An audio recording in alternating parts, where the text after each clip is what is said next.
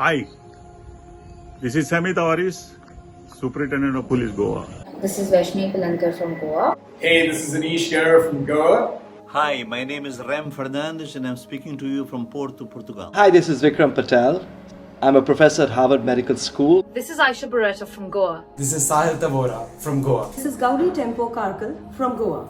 I'm Ryan Mark and I'm a survivor. I'm Donna Noronha, coordinator of the 𝗠𝗲𝗵 Prevention Program Goa. Hi guys, it's 𝗏𝗏 from Goa. My name is Nandita D'Souza and I'm from the Setu Center for Child Development and Family Guidance. Hello guys, this is 𝗏𝗏 Acharya here. This is 𝗏𝗏𝗵𝗏𝗀 and I'm from Goa. I'm Dr. Peter Castelino and the Managing Director of COOJ Mental Health Foundation. It's okay. It's okay. It's okay. It's okay. It's okay. It's okay. It's okay. It's okay.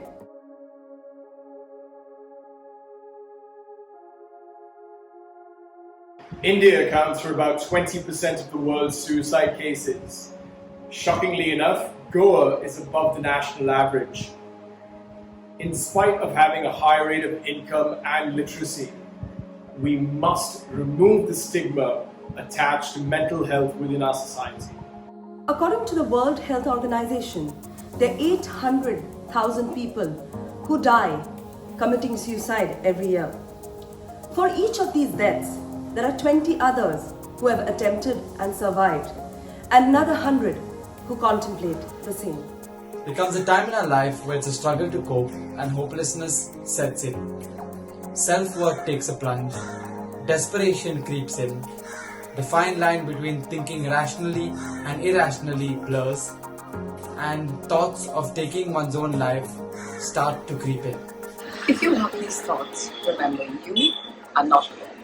This is a struggle of me, not knowing how to deal with the situation. Remember, there is a way out. Always. And help is available. Suicide is one of the leading causes of death in young people around the world, and it is the leading cause of death in young people in India. There are many reasons why people lose hope, and one of the leading causes is the pressure to fit in and excel in a society in which opportunities and capabilities are not equally distributed. We as a country need to do a lot more to help restore hope and build resilience in our young people.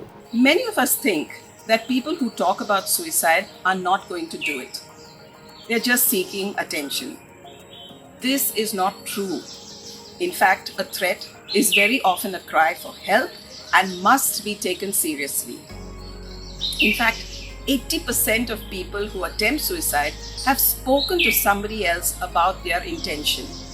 They may make statements as subtle as, "I'm fed up of it all, I just can't take it anymore," or make direct statements like, "I want to end my life." There is help available. If you have any questions, please do reach out. We often tend to judge people who attempt suicide as losers, selfish, cowards.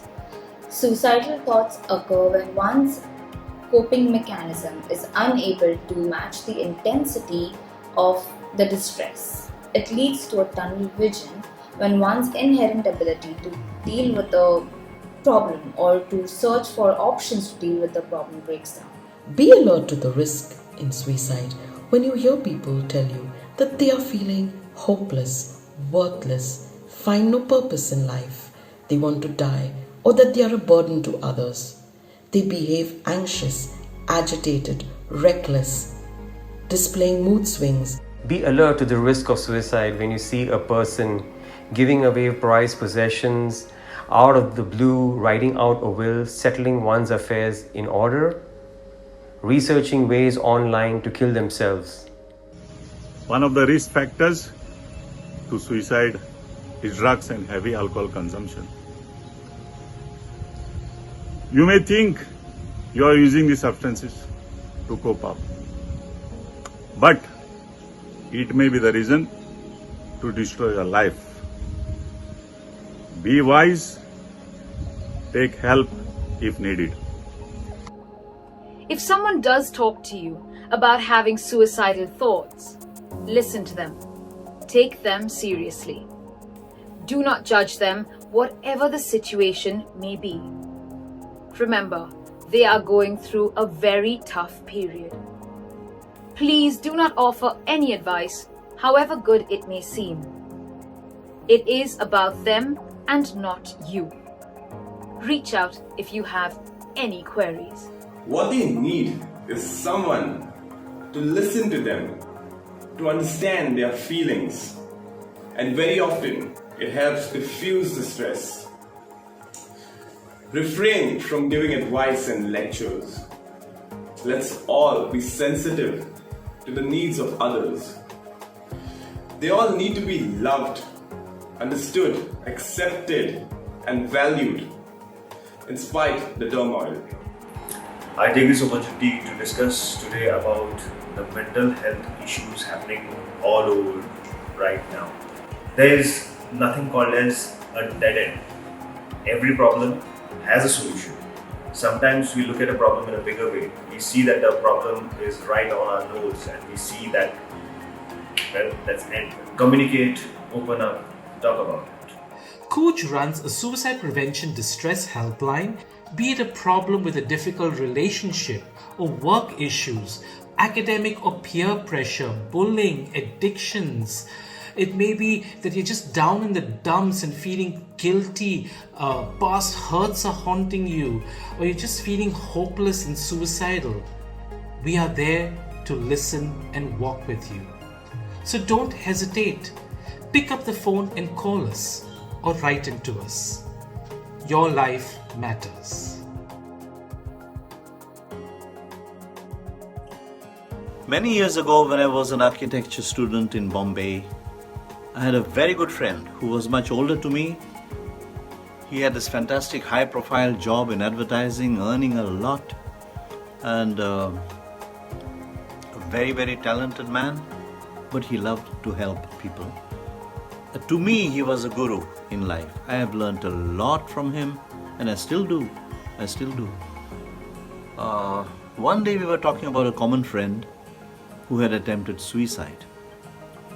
Like I said, I was a young student, so I voiced a cliche which I had heard until then.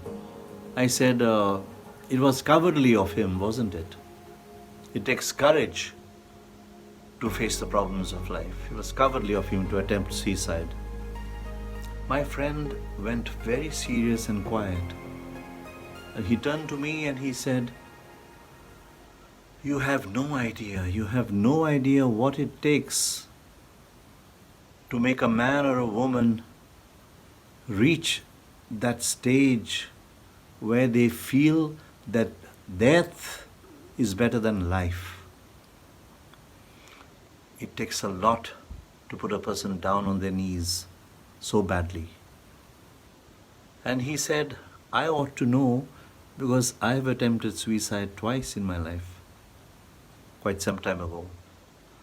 I was shocked to hear that. This pillar of self-assurance and wisdom and strength had attempted suicide, and that too twice? Really? That day I learnt that appearances don't tell you what's going on inside a person's mind, inside a person's heart, inside a person's soul. The turmoil is going on in there, only that person knows.